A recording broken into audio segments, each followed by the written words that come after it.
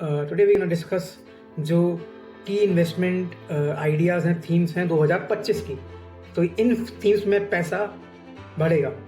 सो पहली है कि हमको गवर्नमेंट का क्या बजट है उसके ऊपर थोड़ा देखना चाहिए। 2025 अगर हम 24-25 के फाइनेंशियल ईयर में देखें सो गवर्नमेंट ने स्पेंडिंग जो ज़्यादा करी नहीं है, काफ़ी सारा बजट अभी रिमेनिंग है जो कि अलग अलग स्कीम्स में खर्च होगा। एक इंपॉर्टेंट टेक अवे तो ये है कि क्या कौन सी ऐसी स्कीम्स हैं। तो इसके लिए हम कुछ कंपनीज़ को स्टडी कर सकते हैं, जैसे कि जो इंफ्रास्ट्रक्चर में है L&T है। इसके अलावा शापूरजी ग्रुप की एक रियल एस्टेट कंपनी आ रही है, उसको हम थोड़ा देख सकते हैं। बिकॉज जो फंडिंग है खासकर की स्कीम्स की जो है वो काफ़ी बची हुई है, तो वहाँ से एक आता है। अफोर्डेबल हाउसिंग जो है 2025 में बहुत बूम करने वाली है। ऑब्वियसली हमने देखा है कि 3-4 साल में रियल एस्टेट बहुत तेज़ी से भागी है, लेकिन अफोर्डेबल हाउसिंग पर अब मेरे ख्याल से फोकस आने वाला है। पास्ट में तो लग्जरी हाउसिंग की हमने देखी है, 100 करोड़ की कमेलिया में फ्लैट्स आ गए।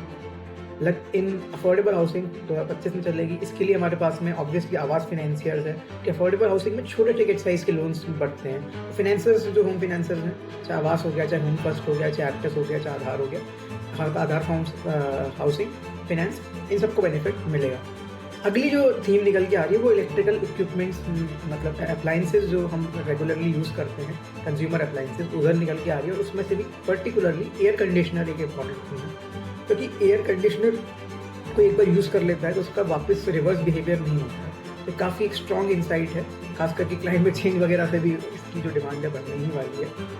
एम्बर एंटरप्राइजेज और PGE, ये दो स्टॉक्स है, अपनी वॉच लिस्ट पर डाल दीजिए, एम्बर एंटरप्राइजेज और PG इलेक्ट्रोप्लास्ट, बिकॉज इन ये बिल्कुल सही पोजीशन है। इसके अब ऑब्वियसली अलग अलग प्लेयर्स भी हैं, वोल्टास और ब्लू स्टार वगैरह जो कि एयर कंडीशनर में हैं, लेकिन ये दो स्टॉक्स हैं बिकॉज ये गुड्स बना देते हैं जिसको अलग दूसरी कंपनी वाइट लेबलिंग करके बेच देती है। तो यहाँ पर इनका बेनिफिट तो रहेगा ही रहेगा, amber enterprise and PG Electroplast का। अगली जो थीम निकल के आती है that is wealth management scheme. और वेल्थ मैनेजमेंट की जो थीम थी वो लास्ट ईयर भी काफ़ी चली थी एंड इस साल भी चलेगी, बिकॉज क्योंकि अमीरों का जो नंबर है वो ऑब्वियसली इंडिया में बढ़ रहा है। इसमें जितने प्लेयर्स निकल के आते हैं, 361 हो गया, नुवामा हो गया, ये दो मेन प्लेयर्स हैं। इनको डेफिनेटली आप जाके स्टडी करिए।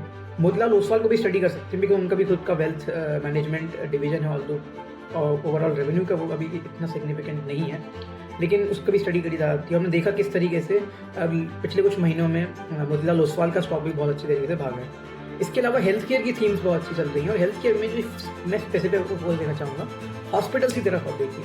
बिकॉज हॉस्पिटल्स क्या है, एक बार एक हॉस्पिटल कंस्ट्रक्ट हो जाता है, उसकी रियल एस्टेट, उसकी जो बाकी जो वैल्यू है वो बहुत ज़्यादा रहती है, और उसके बाद हॉस्पिटल को ऑपरेटिंग मतलब कॉस्ट ही रहते हैं, एक बार केपेक्स हो जाता है। तो कौन से लिस्टेड एस्टैब्लिश्ड हॉस्पिटल्स हैं जो कि अपना बहुत ही तेज़ी से एक्सपेंशन कर रहे हैं, उनका हम तो देख सकते हैं डेफिनेटली।